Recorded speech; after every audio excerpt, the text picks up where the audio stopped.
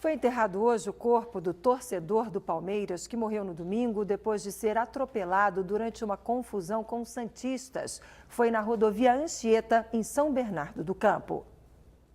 Leonardo da Mata Santos tinha 21 anos e morava em São Paulo. O corpo do palmeirense foi velado e enterrado pela manhã no cemitério Parque das Cerejeiras, no Jardim Ângela, na Zona Sul.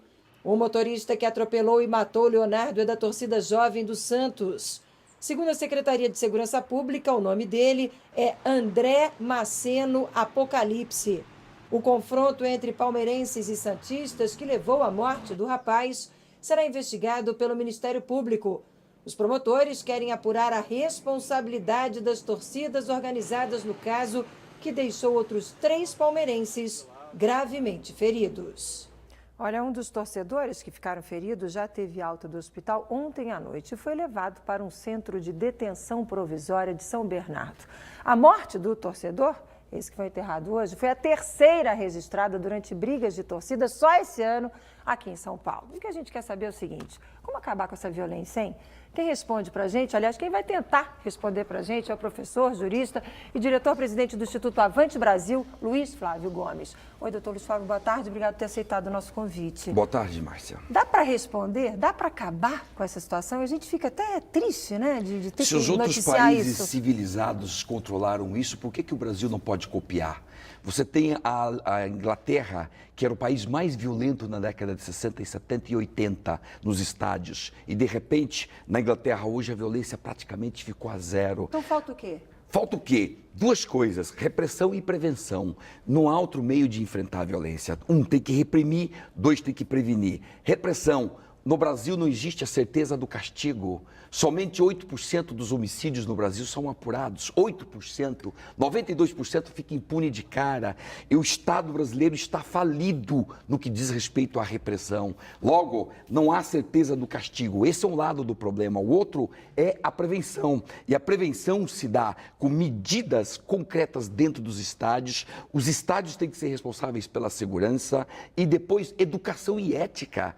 Nós somos bons, os brasileiros são notabilizados por vivência dentro de casa e nós sabemos, inclusive, ir nas ruas, ir para tal lugar e voltar a tal lugar. Nós não temos noção de cidade, nós não temos noção de município, de estado, de país, de planeta e de mundo. Nós não temos a mínima noção do que é ética, convivência social, respeito aos outros, respeito às crianças, aos idosos, aos torcedores e aos adversários. Nós não sabemos respeitar adversários porque nós não fomos treinados para isso na nossa vida. E dá tempo de mudar? Tem Claro que investir que dá. na adolescência, tem que investir nessa gurizada que está nascendo? Tudo, investir em tudo, porque o Brasil hoje é campeão do mundo em várias coisas. Isso é um assunto que eu ia levar agora, campeão do mundo. É porque ele está dizendo isso, porque isso é um dado do Instituto, que mostra o seguinte: entre 1992 e 2012, ou seja, em 20 anos, aconteceram 133 mortes, isso é dado do Instituto Avante Brasil, mortes relacionadas à violência no esporte. Agora, de 2007 a 2011, ou seja, em 5 anos,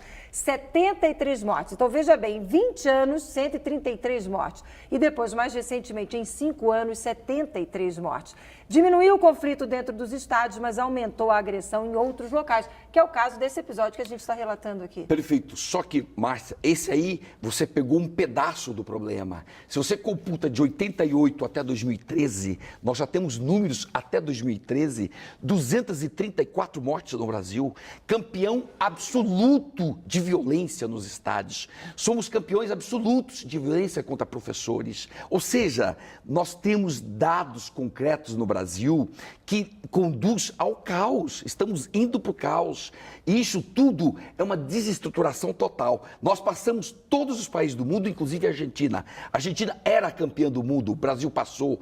A Itália era a segunda do mundo, agora a Itália é terceira, a Argentina é segunda e o Brasil é primeiro. Para a gente encaminhar para alguma solução, para quem está nos acompanhando em casa e pensando assim, mas e aí? Para a gente fechar, qual é a proposta do Instituto Avante Brasil? Proposta é educar todo mundo, escola integral das 8 às 18, enfiar todo mundo na escola e dar cidadania, conhecimento, saber ciência, saber tecnologia, aprender a respeitar as pessoas. Isso é ética. Sem uma base ética, ou seja, uma escola de qualidade, o Brasil, com 200 milhões de pessoas, vai ter conflitos violentos diariamente. Doutor Luiz Flávio, eu queria registrar aqui, mostrar aqui rapidinho umas imagens que a gente fez hoje de manhã, que eu acho que vale o registro positivo. Tem vários jogos essa semana na rodada aí do Brasileirão. No próximo final de semana tem Corinthians e Palmeiras. E tá aí, olha, adversário não é inimigo, rivais só em campo. Isso a gente registrou hoje de manhã, gente, nas lojas aí oficiais do Palmeiras e do Corinthians. É por aí, né? Educação, é cidadania, é civilidade, né? Claro, respeitar o outro, porque os pontos de vista é natural que sejam contrários, mas não é porque você pensa de modo contrário que eu vou te massacrar, que eu vou te matar. Tá aí, gente, é com esse importantíssimo alerta que eu encerro aqui a participação do Dr. Luiz Flávio Gomes. Muito obrigada, até uma próxima oportunidade. Vai ser um prazer convidá-lo de novo para estar aqui com a gente no Repórter São Paulo. Boa tarde. Muito bem, boa tarde.